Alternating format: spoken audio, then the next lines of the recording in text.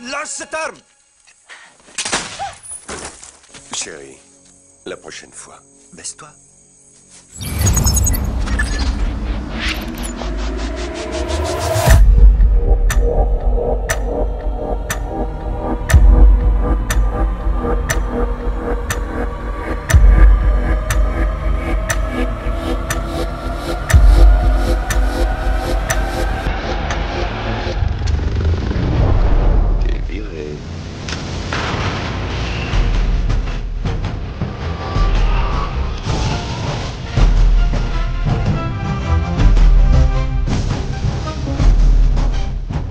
Bienvenue dans cette nouvelle vidéo consacrée à une rétro sur un film qui fête ses 30 ans cette année, True Lies, un film totalement unique dans la filmo du réalisateur James Cameron. Alors comment ce petit bijou du cinéma d'action des années 90 a pu voir le jour ? C'est ce qu'on va voir ensemble dans cette nouvelle vidéo. Je vous encourage bien sûr, si c'est pas déjà fait, à vous abonner. C'est super important. Vous allez pouvoir me soutenir évidemment et m'encourager à vous proposer d'autres vidéos consacrées à nos films cultes préférés. Donc je vous en remercie évidemment. Et on y va, c'est parti pour ce nouveau DTC consacré au film True Lies de James Cameron.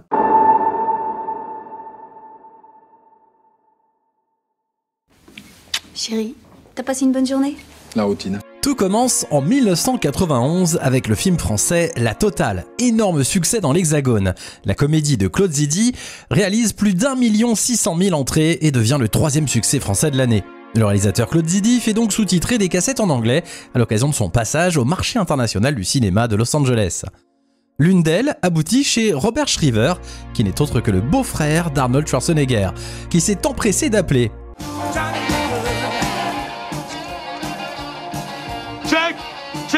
C'est Marvin. Oui, ton cousin Marvin Berry. Il y a quelque temps, tu m'as dit que tu cherchais un son nouveau, hein? Bon, alors, écoute ça! Bon, c'est à peu près comme ça que ça s'est passé, puisqu'il lui a dit « Dis donc, toi qui cherches des idées de comédie familiale avec de l'aventure, je viens de voir un petit film français, plutôt sympa, ça devrait t'intéresser. » L'acteur se renda donc chez son beau-frère pour regarder le film. Cependant, Arnold Schwarzenegger trouva le scénario trop statique pour un film américain. Il fallait plus d'action, d'humour et d'énergie. Il a donc aussitôt pensé à James Cameron pour lui proposer de le réaliser.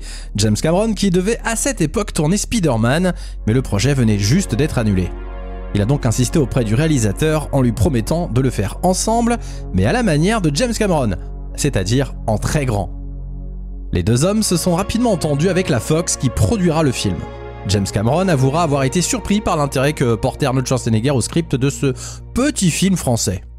Claude Zidi vendut ensuite les droits de son film à James Cameron pour $1 symbolique, mais avec un pourcentage sur les futures recettes de True Lies.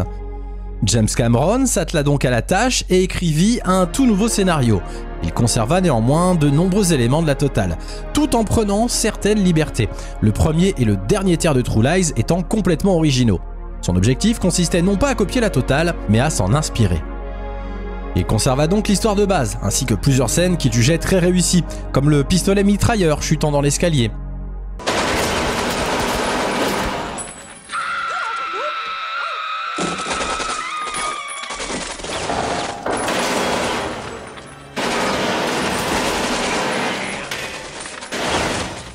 Ironiquement, True Lies sera finalement accusé de plagiat, tout comme le film de Claude Zidi, mais on y reviendra un peu plus tard dans cette vidéo. Dès les premières étapes de l'écriture, James Cameron appela à la rescousse son complice John Bruno, dont les talents lui avaient permis de mener à bien les effets spéciaux d'Abyss et de Terminator 2. Hasta la vista, baby. C'est lui d'ailleurs qui trouva entre autres l'idée du final pour le film où le méchant meurt accroché à un missile envoyé depuis l'avion piloté par Schwarzenegger. Côté casting, Jodie Foster devait initialement incarner Helen Tasker, mais elle a dû se désister pour tourner Nell de Michael Apted. C'est finalement Jamie Lee Curtis qui fut choisie. James Cameron souhaitant tourner avec l'actrice depuis son film Abyss et n'ayant pas pu la voir à l'époque, il fut ravi de pouvoir tourner enfin avec elle. Bill Murray et Dan Aykroyd étaient pressentis pour le rôle d'Albert Gibson, incarné par Tom Arnold. Bill Paxton, qui joue ici Simon, avait déjà tourné avec James Cameron dans Terminator et Aliens le Retour. Ils collaboreront à nouveau pour Titanic. La musique du film est composée par Brad Fiedel, qui avait déjà collaboré avec James Cameron pour Terminator en 1984 et sa suite, Le Jugement Dernier, en 1991. Le tournage du film se déroula d'août 1993 à mars 1994. True Lies est une comédie d'action qui sort en 1994 avec dans les rôles principaux Arnold Schwarzenegger, Jamie Lee Curtis, Tom Arnold et Bill Paxton.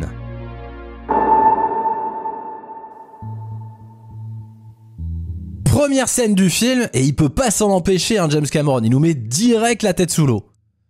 On découvre un espion incarné par Arnold Schwarzenegger qui a mis son plus beau smoking sous sa combinaison de plongée. Il s'infiltre sans mal dans le palace afin de voler des documents, puis finit forcément par se faire repérer.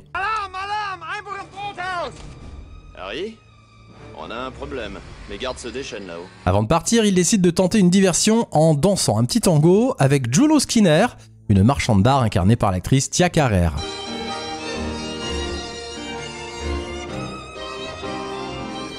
À son retour chez lui, on apprend qu'il s'appelle en fait Harry Tasker, qu'il est marié à Hélène et a une fille Dana et un chien nommé Gizmo.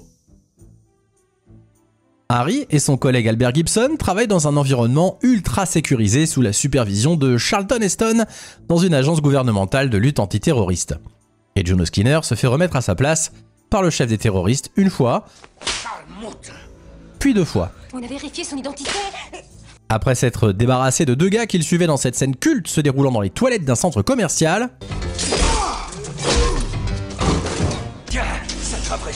Harry fait la connaissance de Salim Abou Aziz, le leader des terroristes. Après une course-poursuite réussie à cheval et dans un hôtel,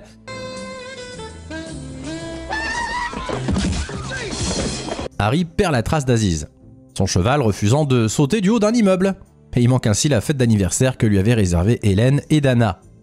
Le lendemain, Harry se rend au bureau d'Hélène pour l'inviter à déjeuner, histoire d'arranger les choses. Mais il surprend une conversation d'Hélène au téléphone avec un certain Simon. D'accord, je peux pas attendre. Tu devrais dire à ton étalon de prendre son temps. Tu veux te taire? Bon, prends du bon temps pour moi tant que tu y es. Pensant à une infidélité, il utilise les compétences de son agence pour découvrir finalement que Simon est un vendeur de voitures d'occasion qui se prétend agent secret pour séduire les femmes. Il faut l'avouer, Harry, le cabriolet, ça les fait vibrer. Ouais, il a tout compris lui. Vous avez qu'à vous demander qu'est-ce que ces femmes veulent vraiment. Qu'est-ce que vous faites de leur mari? Des couilles molles. Ils sont idiots. Cagoulé, Harry et d'autres agents enlèvent Hélène et Simon dans sa caravane, après avoir effrayé ce dernier pour de bon. Je suis bien obligé de mentir aux femmes pour les baiser. Sinon je ferais rien, j'ai une petite bite. Harry et Gibb interrogent Hélène derrière une vitre sans teint. Ils apprennent alors qu'elle aime toujours son mari, mais a besoin d'aventure. Harry organise donc pour Hélène une petite mission d'espionnage, où elle devra séduire un certain Boris, qui est en fait Harry, et devra placer un micro dans sa chambre d'hôtel. Après la scène de striptease sans doute la plus connue de l'histoire du cinéma, oui.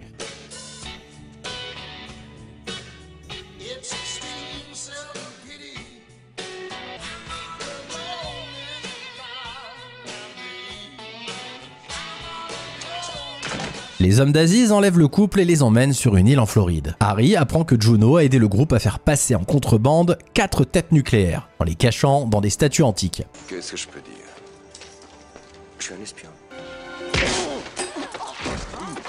Aziz exige que les États-Unis retirent leurs forces du golfe Persique, sinon il fera exploser une tête nucléaire chaque semaine dans une grande ville américaine. Il prévoit également de faire exploser une tête nucléaire sur l'île inhabitée pour démontrer les capacités du djihad rouge.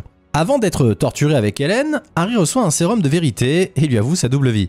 Ils finissent par s'échapper et apprennent qu'une tête nucléaire est programmée pour exploser dans 90 minutes, tandis que les autres sont chargés sur des véhicules pour être transportés aux États-Unis. Harry et Hélène éliminent la plupart des terroristes, tandis qu'Aziz s'échappe avec l'une des têtes nucléaires. Hélène est capturée par Juno et emmenée dans une limousine suivant le convoi. Gibb et d'autres agents récupèrent finalement Harry. Ils utilisent 2 avions de chasse pour intercepter le convoi en détruisant une partie du pont. Harry sauve finalement Hélène de la limousine juste avant qu'elle ne tombe dans l'une des scènes les plus spectaculaires du film, tuant Juno au passage, qui s'était fait bien latter par Hélène juste avant.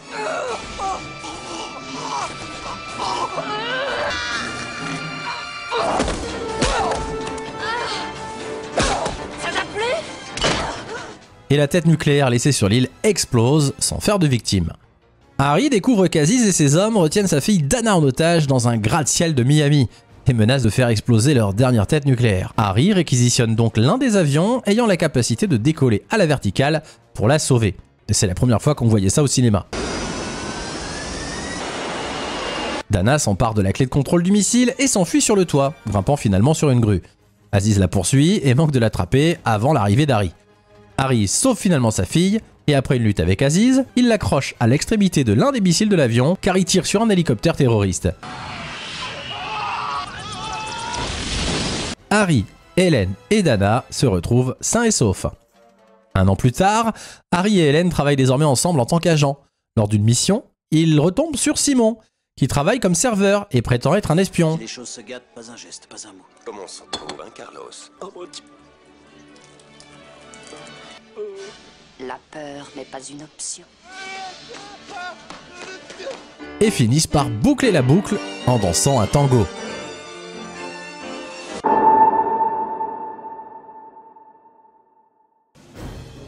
À sa sortie en 1994, True Lies reçoit des critiques globalement positives. Il sort aux États-Unis le 15 juillet 1994 et en France le 12 octobre.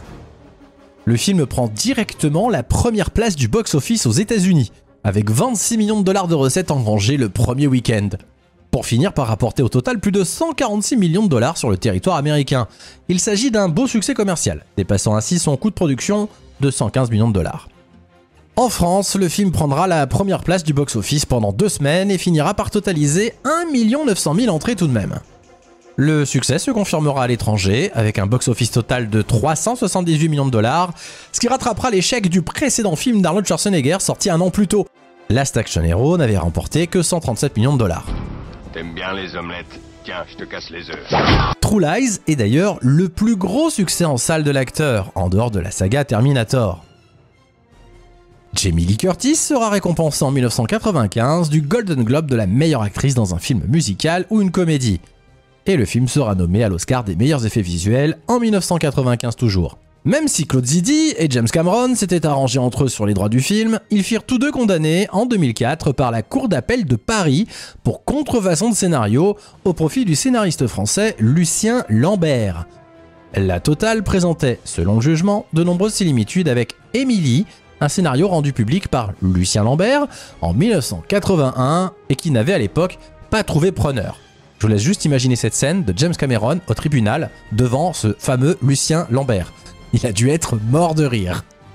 Si la justice avait d'abord débouté Lucien Lambert en juin 2001, estimant que le scénariste ne démontrait pas suffisamment l'antériorité de son scénario, de nouveaux témoignages ont changé la donne. La Cour d'appel a finalement tranché en sa faveur, ordonnant une expertise visant à évaluer le montant du préjudice financier subi. Par ailleurs, Claude Zidi a été condamné à rembourser à James Cameron ce que ce dernier a dû verser à Lucien Lambert. Vous avez suivi? La procédure durera 3 ans et prendra fin lorsque le réalisateur André Farouaghi annoncera que Lambert lui avait précédemment vendu les droits pour un téléfilm intitulé Tous mes maris, ce qu'il avait caché au tribunal. Le personnage de Spencer Trilby, interprété par Charlton Heston, est une référence à Nick Fury, personnage des Marvel Comics. Le lac Chapeau, situé en Suisse, est totalement imaginaire. Cependant, l'hôtel de réception ultra gardé est inspiré d'un vrai palace situé en Suisse. Arnold Schwarzenegger parle donc français, sans doublure, au cuisinier de l'hôtel. Excusez-moi, monsieur? Viens ici. Qu'est-ce que c'est que ça? Il faut beaucoup plus d'ail. Tu fais la cuisine pour ton chien? Dans son autobiographie, Arnold Schwarzenegger a révélé que James Cameron avait employé 48 cascadeurs pour le film. Cependant, lui et Jamie Lee Curtis ont également effectué de nombreuses cascades très risquées.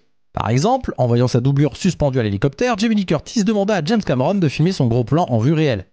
Alors qu'il avait prévu de tourner sur fond vert, le réalisateur accepta et filma donc l'actrice accrochée à l'hélico. La peur que l'actrice affiche à l'image est donc bel et bien réelle.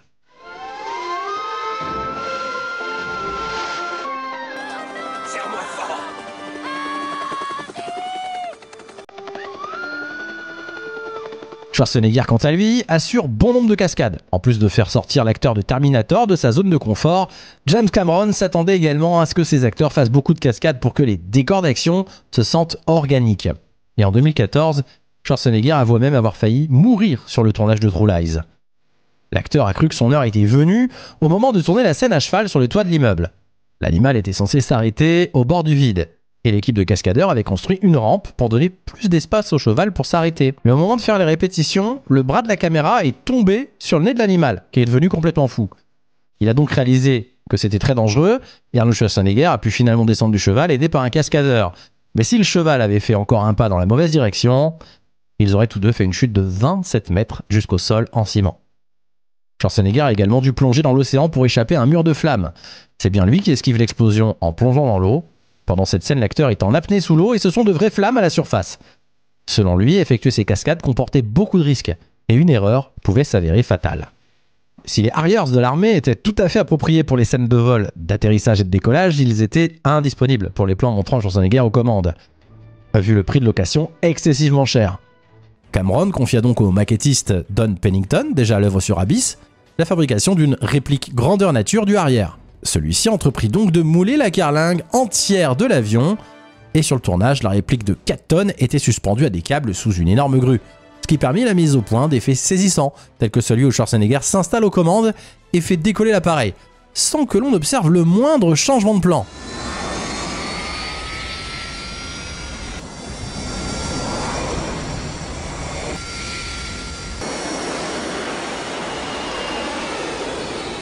True Lies est l'un des premiers films d'Eliza Dushku qui deviendra célèbre pour son rôle de Faith dans la série Buffy contre les vampires.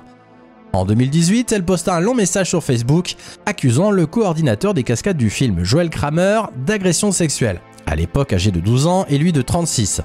Suite à ce message, James Cameron et Jamie Lee Curtis prendront d'ailleurs la défense de l'actrice. Une suite a été un temps évoquée dans les années 2000, mais après les attentats du 11 septembre 2001, James Cameron y renonça, déclarant qu'en cette époque, parler de terrorisme, c'est juste plus drôle du tout en fait.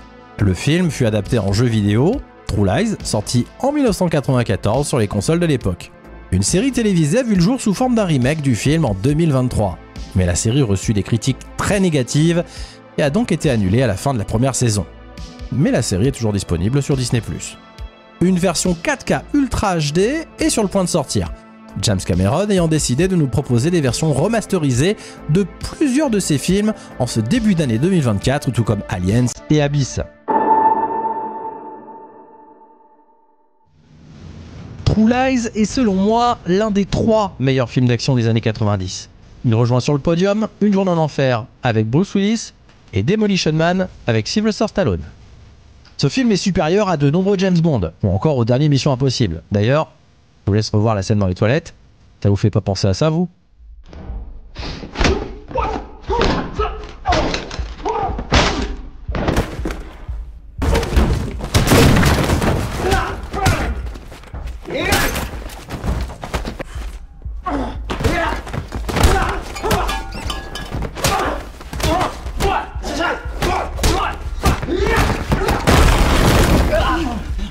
True Lies, c'est des cascades, des scènes d'action ambitieuses et du jamais vu. Une femme extraite par un hélicoptère d'une voiture au moment même où celle-ci plonge dans le vide, 3 personnes s'affrontant sur la carlingue d'un avion de chasse en plein vol, une poursuite entre une moto et un cheval dans les couloirs d'un palace. Je veux dire, James Cameron a mis la barre tellement haute qu'il sera difficile au prochain James Bond, Mission Impossible et Die Hard d'aller plus loin dans les années à venir. Le film est très drôle, chaque réplique décroche vraiment un sourire, voire un rire.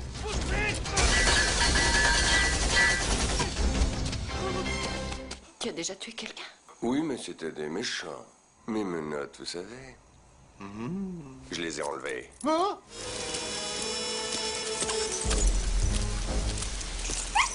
Ça saute de la page 9 à la page 11. Où est la page 10? Bah c'est sûrement un oubli. Donne-moi cette putain de page.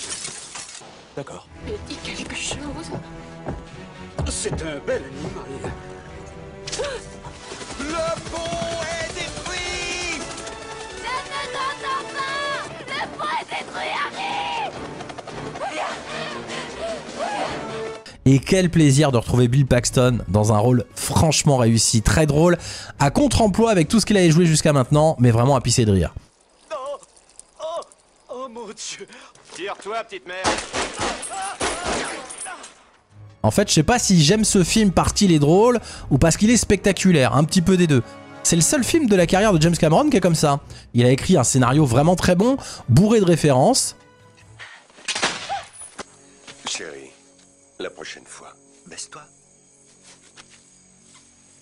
J'ai épousé Rambo. Et je trouve dommage qu'il n'en ait pas fait d'autres comme ça. Des films divertissants comme True Lies, il n'en a fait aucun autre.